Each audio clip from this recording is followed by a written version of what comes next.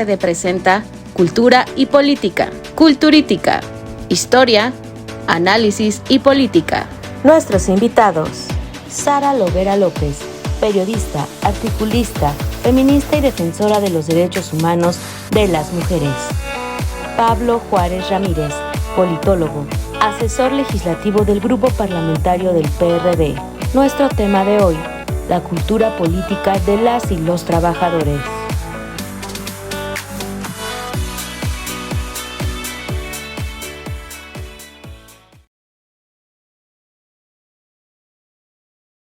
Partiendo de un enfoque de género, ¿cuál sería tu definición de cultura política de las trabajadoras?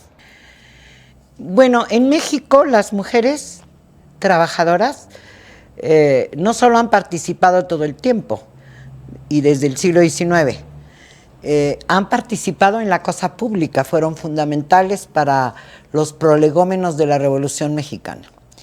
Y desde que las mujeres tenemos oportunidad de tener el voto universal, que se llama, o sea, desde 1953, las mujeres han participado directamente en las elecciones, pero en política laboral, en política social, las mujeres mexicanas tenemos una enorme tradición. Teníamos desde el siglo XIX organizaciones de mujeres, de defensa de sus derechos, y muy importante, a principios del siglo pasado, las mujeres participan de manera muy fundamental en la definición de la educación racionalista y del artículo 3 de la Constitución que se aplicara una vez que ya se había aprobado. Es decir, no solo desde maestras, sino hay una enorme tradición de que participen las mamás de los niños y de las niñas. Entonces, eso nos hace mirar que sabemos muy poco de lo que participan las mujeres en la política en este país. Somos cofundadoras del desarrollo democrático. Hemos peleado por el voto antes de la paridad, 150 años. Entonces, específicamente, las mujeres trabajadoras no las podemos encerrar, porque todo el siglo XX pasamos de 15% de participación económica, es decir, de trabajar en algún lugar donde sea reconocido, hemos pasado de 10-15%, lo estudió muy bien la maestra Ifigenia Martínez, y rápidamente hemos crecido, quizá en los últimos 50 años, para ser más o menos el 48% de la fuerza de trabajo de este país, el 48% de las mujeres, ¿no?, de todas las que somos. Y entonces es bien interesante cómo participan, cómo no solamente las obreras, sino las esposas de los obreros en una enorme cantidad de huelgas y de protestas durante los últimos 50 años. ¿Qué tanta influencia tiene el feminismo en la cultura política de las trabajadoras? Fíjate que hay una corriente feminista que se llamaba Mujeres en Acción Sindical, por ahí por los años 80 del siglo pasado, que logró varias cosas. No se puede medir, no se puede saber si se influye, pero todas las mujeres que se han movilizado por sus derechos específicos dentro de sus sindicatos o aún en las fábricas o en las empresas o en las oficinas, lograron entender que tenían que organizarse de manera autónoma. El grupo de mujeres de acción sindical ha pasado a ser el día de hoy una red de mujeres sindicalistas que han influido desde la perspectiva feminista, exactamente. Estoy hablando de, por ejemplo, Rosario Ortiz, que participó en la elaboración de la Ley de Acceso de las Mujeres a una Vida sin Violencia y que activamente participó con la perspectiva feminista en las últimas reformas a la Ley Federal del Trabajo. Entonces, es interesante ver cómo esta corriente ha influido, por ejemplo, de manera particular entre las trabajadoras de las maquilas en las fronteras del país, ha participado o ha tenido efectos en la discusión, fíjate, 1988. En 1988 es cuando se definió cómo y de qué manera se ejercía la violencia contra las mujeres en los espacios de trabajo. Y estaban las trabajadoras organizadas. No podemos medir en ese sentido, pero cuando tú ves los cambios trascendentes en las marchas, en las manifestaciones, en las redes sociales, de las mujeres que han adoptado algunas de las demandas históricas de las feministas, y son muchísimas, se han hecho ver, están en las marchas masivas.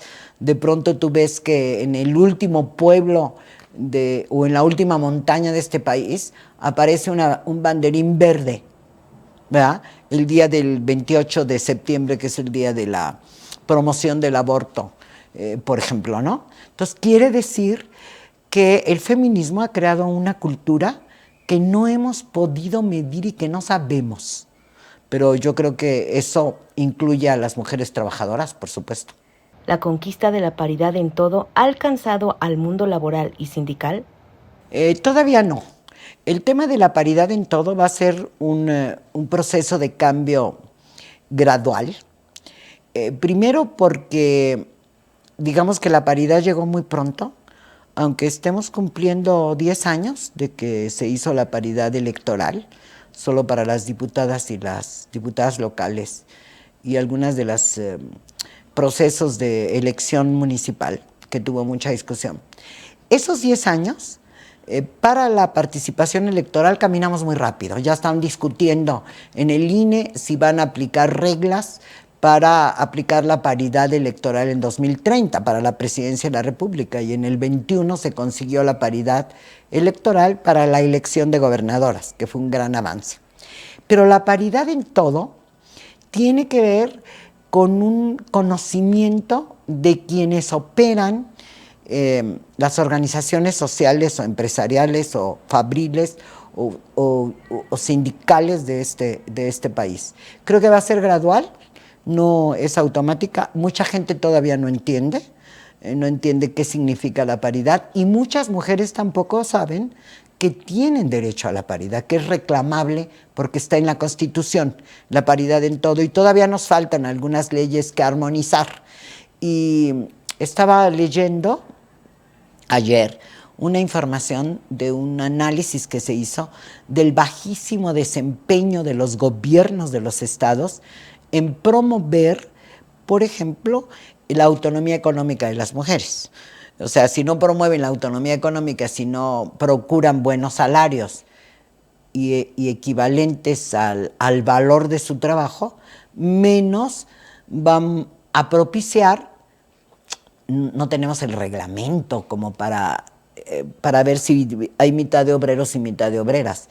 Pero sí creo que a nivel nacional tienen claro las mujeres que ya tienen derechos en la misma proporción que los hombres para ciertas actividades. ¿Los derechos laborales en México tienen una perspectiva de género?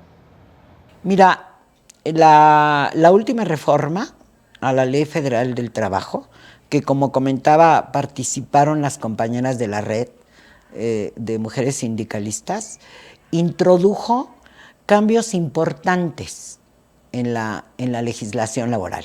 Este nuevo, que le llaman nuevo modelo laboral, en varios sentidos. Primero, que obliga, está por ley, que los sindicatos tienen que elegir en paridad a las representaciones sindicales. Obliga a que los patrones examinen los derechos en el espacio de trabajo a tener ambientes libres de violencia. Está en la ley. Está el acuerdo del 190, del convenio 190 de la Organización Internacional del Trabajo, que da todos los elementos para evitar ambientes laborales con violencia. Entonces, yo creo, y diría más para esta afirmación que me parece tan importante, diría que México jurídicamente tiene un andamiaje legal que dijéramos, si se aplicara esa ley, estaríamos digo, en Polonia. Es decir, porque tenemos todas las leyes, somos un país vanguardia en ese sentido. Incluso en el tema de paridad, somos uno entre no más de 9 países en el mundo que tienen paridad electoral. Paridad total, quizás sean menos países que lo tienen. Entonces, el nuevo modelo laboral con las últimas reformas a la ley sí se hizo con esta perspectiva, aunque quedaron algunos cabos sueltos, pero por ejemplo fue un gran avance los derechos de las trabajadoras del hogar, que ya quedaron plasmados y que ya se hizo un acuerdo con el Seguro Social. Entonces, sí se hizo la ley así, porque entre otras estuvieron las feministas haciéndola. Existe un feminismo sindical que impulse la creación de un sistema nacional de cuidados que apoya a las mujeres a ejercer libremente su derecho al trabajo. Ay, a mí me da risa. Es muy buena pregunta, ¿eh? Fíjate qué complicado.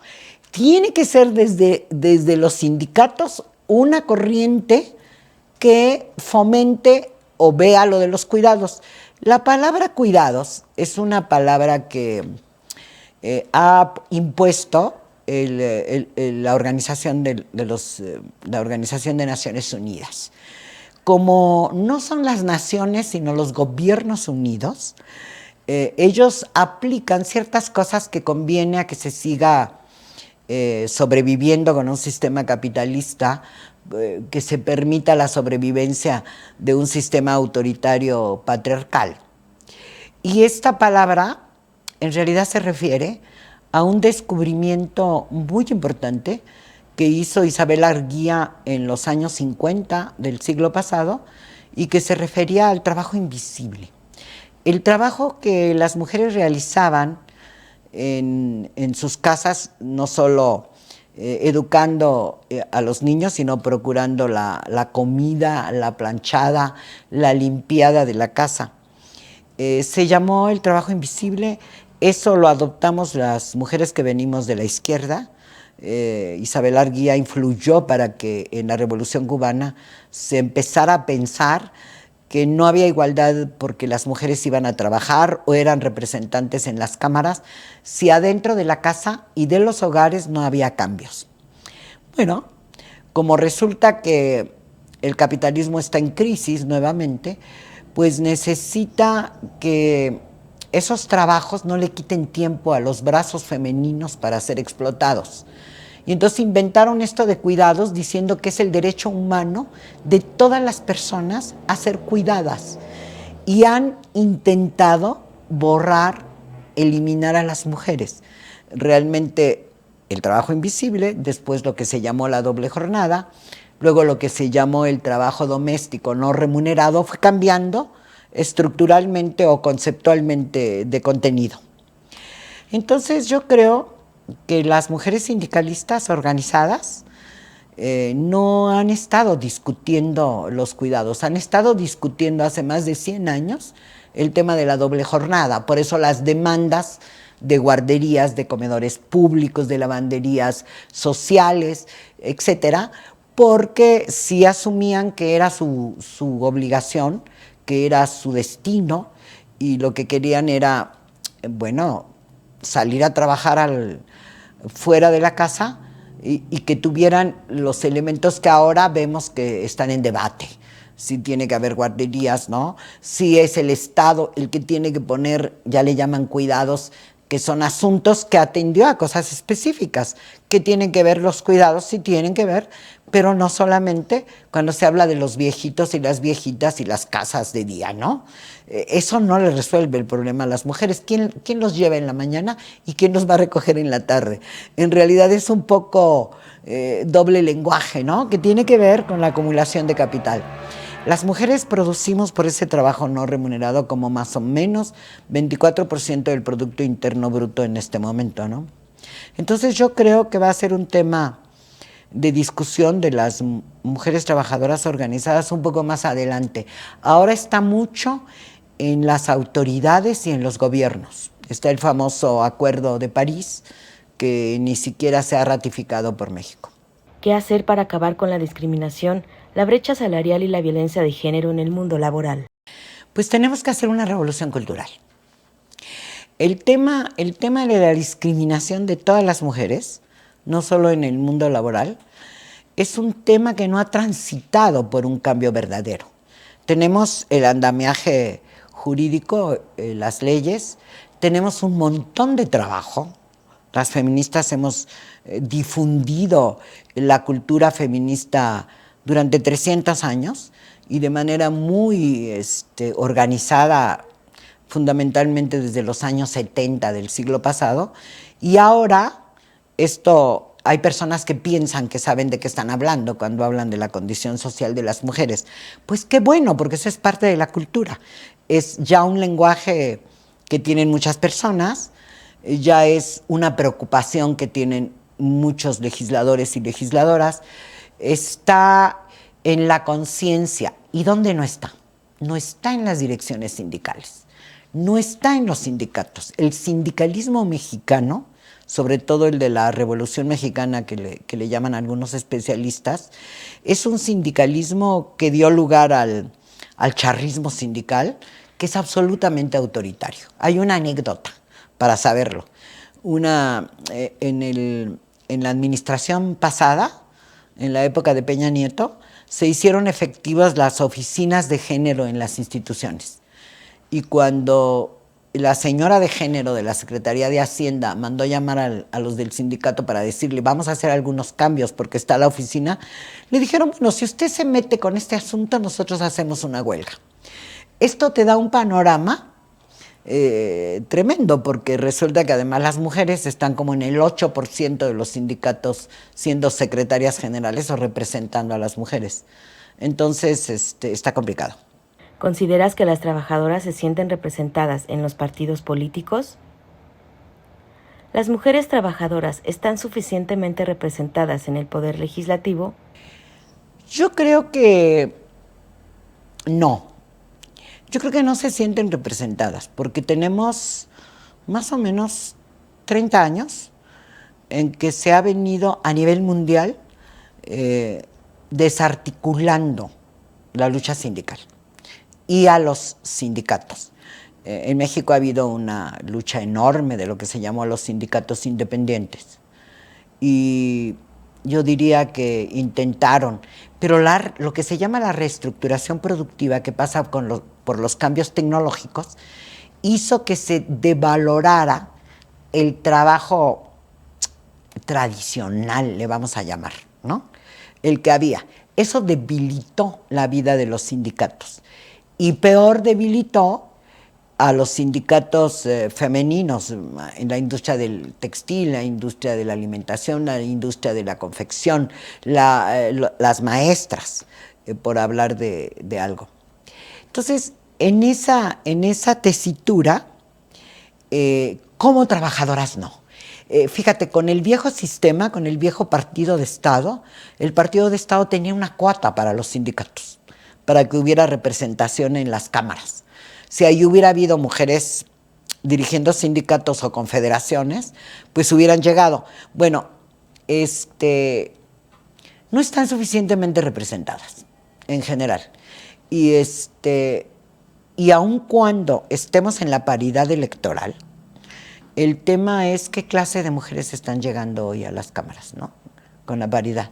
El tema es que parece como una ley y algunos partidos la viven como una imposición, intentan hacer 1000 trampas, pero de todas maneras hay 50% de mujeres en las cámaras el día de hoy y en algunos estados, en todos los municipios.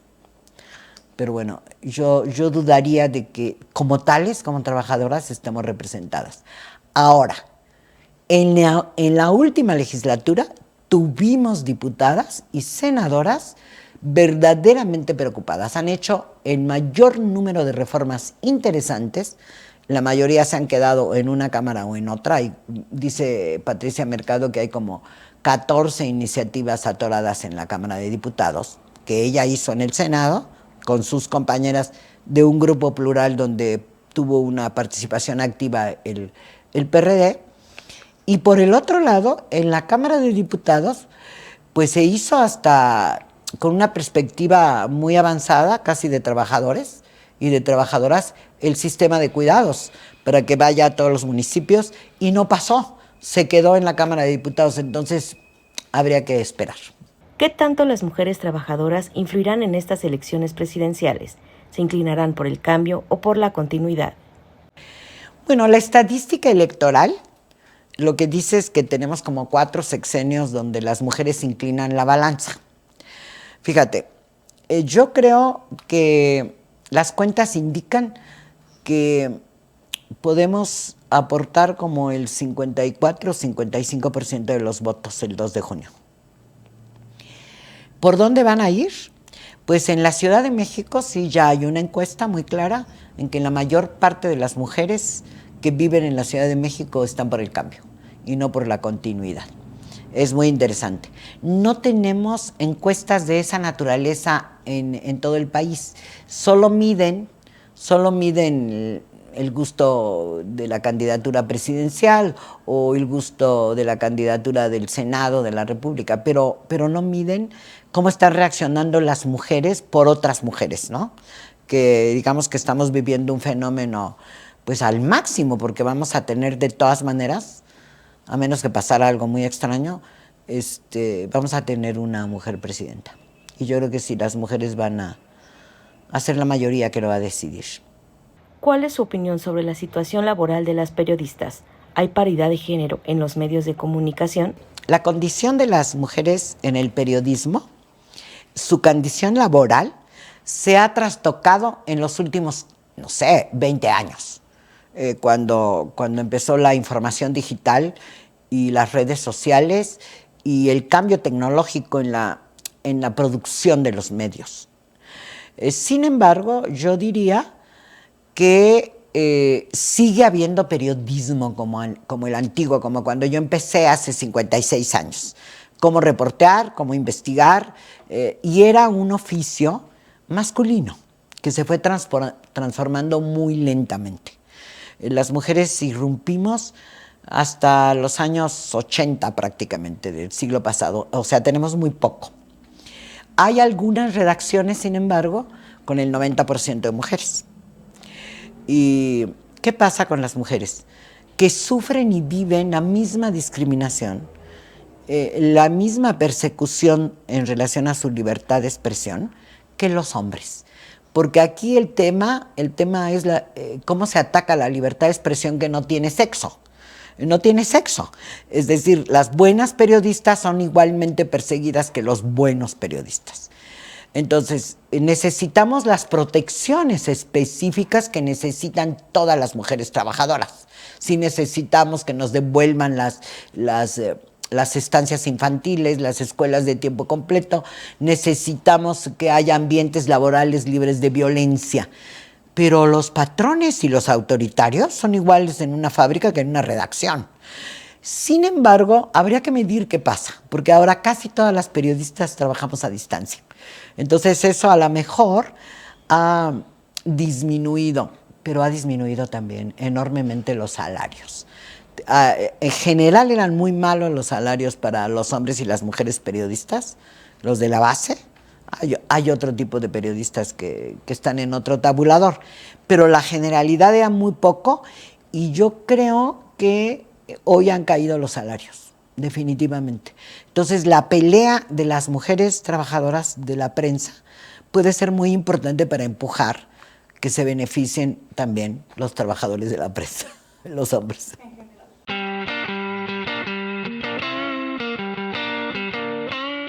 ¿Qué festejas, Platón?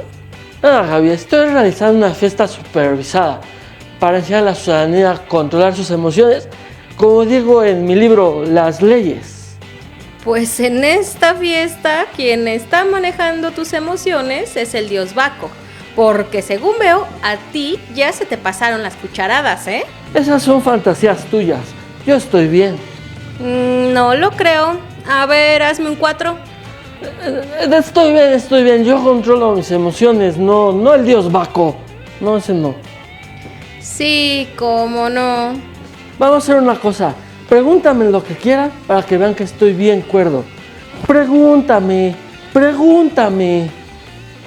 A ver, platícame sobre tu alegoría del mundo visible y el mundo inteligible. Imagina 2 líneas desiguales. Un tachecito hace círculo, Un tachecito acá, circulito acá, tachecito acá. ¡Ah, gané! No les parece, bichos aguados. Bueno, sigo ya con la explicación de la alegoría de la línea. Una parte representa el mundo visible y la otra parte es el mundo inteligible. ¿Me ven? Ahora no me ven. ¿Me ven? Ahora no me ven. El vino es visible. Ahora ya no lo ven. Solo vive en la imaginación. Bueno, la verdad que está en mi estómago. ¿Me entendieron? No se lo repito. ¡Salud! Cuando calienta el sol aquí en la playa, siento el mundo físico cerca de mí. Es tu imagen, es tus sombras, es el bien, me estremezco. ¡Wow! Brindo por el sol y el bien. Brindo por el mundo visible, por sus objetos físicos que son más claros. Brindo por sus imágenes, sus sombras y sus reflejos, que son las menos claras. O más bien creo que yo la veo dobles. Brindo por el mundo inteligible de las matemáticas y las ideas o formas mismas. ¿Me entendieron o se los repito? Platón. ¿Me Platón. entendieron o se los repito? Perdón. Es que estaba soñando que no podía explicar mi alegoría entre lo visible y lo inteligible. A ver, explícamela a mí, igual, pues solo fue un sueño. Divide una línea en dos partes desiguales. Una parte representa el mundo visible y la otra un mundo inteligible. El segmento del mundo visible divídelo también en dos. Una parte incluye imágenes como sombras y reflejos, que son las menos claras, y la otra que son los objetos físicos más claros, pero aún imperfectos. El segmento del mundo inteligible también divídelo en dos. Una parte comprende las formas matemáticas y la otra las ideas y formas mismas, siendo estas últimas el nivel más alto y claro del conocimiento. La opinión está basada en percepciones sensoriales y creencias sobre el mundo físico, mientras que el conocimiento verdadero se alcanza a través de la razón, la comprensión de formas eternas e inmutables. Sobre la alegoría del sol, te diré que el sol ilumina el mundo físico y permite a los seres humanos ver las cosas como son. El bien ilumina el mundo de las ideas y hace posible el conocimiento. Nos permite comprender la verdad última. Bueno, yo ya me voy. ¿A dónde vas, Platón? Tengo que agregar en mi libro sobre las leyes que en las fiestas para controlar las emociones de la ciudadanía, fomentar la armonía social y promover la virtud cívica, se tiene que supervisar muy bien la visita del dios Baco. ¿Fiestas supervisadas para controlar las emociones de la ciudadanía? Dígale a Platón que aprenda a convivir conmigo, o mejor que no me invoque.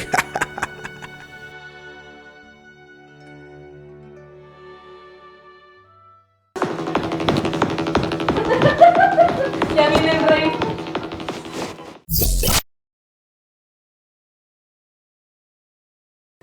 Soy Pablo Juárez Ramírez, soy asesor del Grupo Parlamentario del PRD en temas de economía, finanzas públicas, desarrollo económico, comunicaciones y transportes.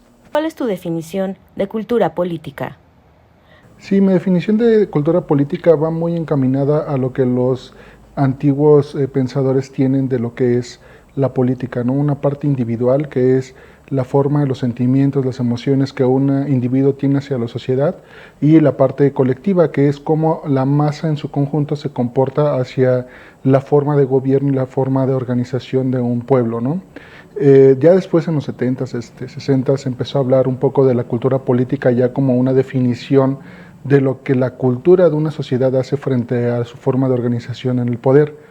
Entonces yo creo que me iría más esa definición antigua porque tiene la esencia que es el individuo y la colectividad.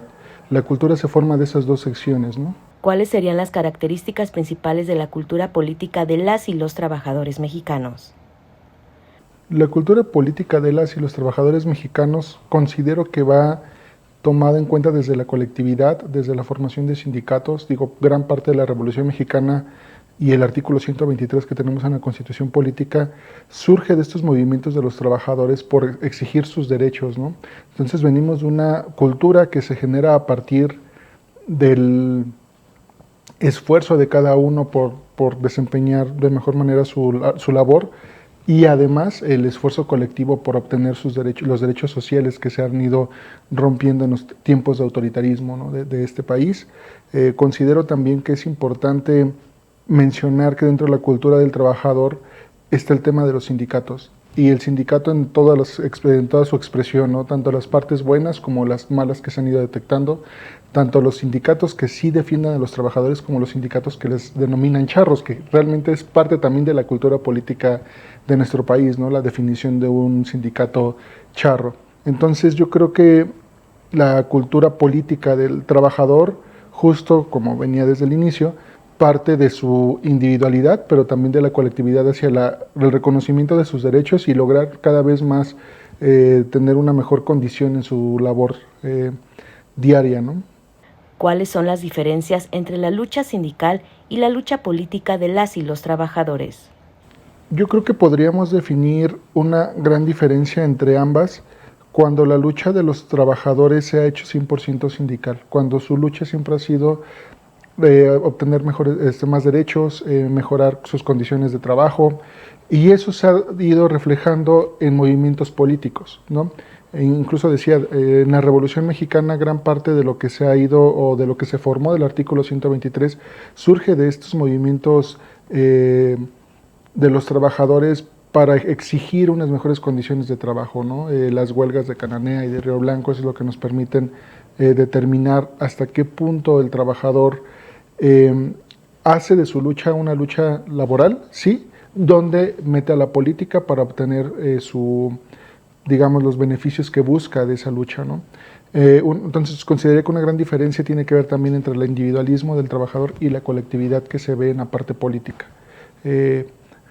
Sin embargo, creo que son más las similitudes que se tienen y sobre todo que son dos temas que van de la mano, ¿no? La cultura política está determinada por la cultura laboral del país, eso es cierto, además de otro tipo de culturas como la socialdemocracia o la cultura electoral o la cultura democrática que tenemos, ¿no? Cada una va formando dentro de la cultura política un cierto sector, y en este sentido también sería importante decir que incluso la cultura democrática se transfiere a la cultura laboral. Tan así es que los sindicatos exigen democracia para poder seguir funcionando para las y los trabajadores, ¿no?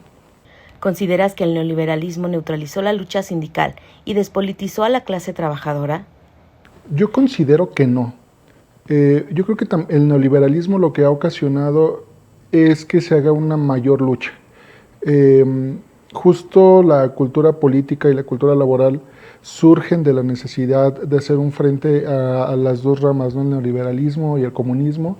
Entonces, la cultura política del mexicano y de las y los trabajadores justo está en el medio, ¿no? Es una cultura laboral que hace que ante el neoliberalismo se exijan los derechos, sí, pero también que ante estos temas de irnos más hacia una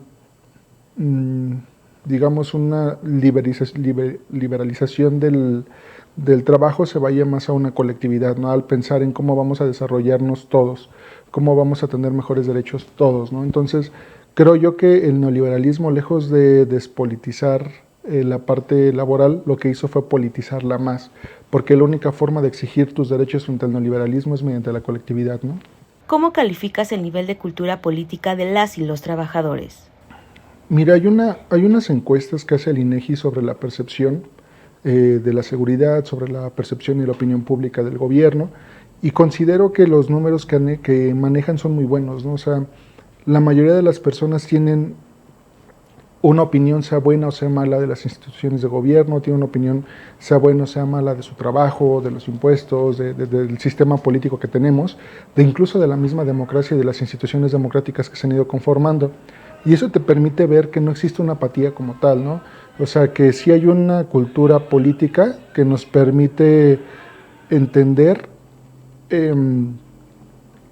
que todo va de la mano, ¿no? Entonces, considero importante mencionar que el trabajador dentro de su desarrollo, lo que va buscando, como insisto, es como un desarrollo colectivo, que es algo que pasa mucho en México y que quizá no es tan visible en otras partes del mundo, ¿no? Como esta parte donde si yo avanzo, quiero que también el que está a mi lado avance, ¿no? Entonces, pues de ahí se desprenden incluso varias cosas que se van dando en el ambiente político y estos mecanismos que se buscan para generar pues más derechos, ¿no? Según el INEGI, la población económicamente activa asciende a un 61.2%, de los cuales aproximadamente un poco más de la mitad son trabajadores informales y no cuentan con acceso a seguridad social.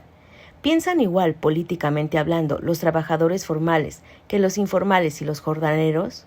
Yo creo que sí, porque además somos un país multicultural. Es un país que incluso si me dijeras es la misma cultura política, la del jornalero del norte del país a la del jornalero del sur del país, pues son completamente diferentes, ¿no? Incluso la forma en que se ve al trabajo y el trabajador en ciertas partes del país son muy diferentes, ¿no? Te lo diría así, ¿no? Monterrey o la zona regiomontana habla mucho de que el valor del esfuerzo propio, del individualismo, de no luchar por los intereses colectivos en cierta forma, pero al final de cuentas cuando se trata de hacer un cambio todo se une, ¿no?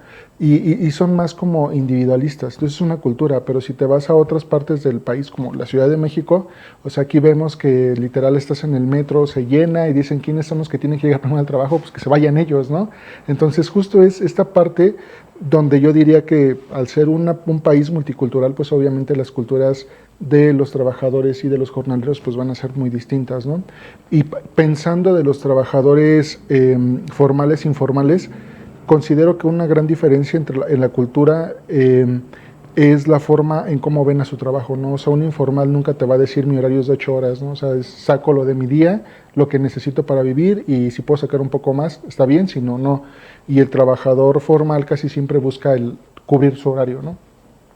Sin embargo, tiene una similitud que es algo que tenemos que cambiar como cultura general del país, que es el pensar que los impuestos no se deben de pagar, por ejemplo, ¿no? Porque de ahí surge todo lo que se requiere para poder garantizar los derechos laborales. Entonces, partiría de la premisa de que al ser un país multicultural, vamos a tener culturas distintas, incluso entre los mismos sectores, entre el mismo trabajador formal de diferentes regiones, va a haber esa diferencia. ¿Percibes un ambiente de inconformidad entre la clase trabajadora? ¿Consideras que las y los trabajadores se sienten representados por los partidos políticos?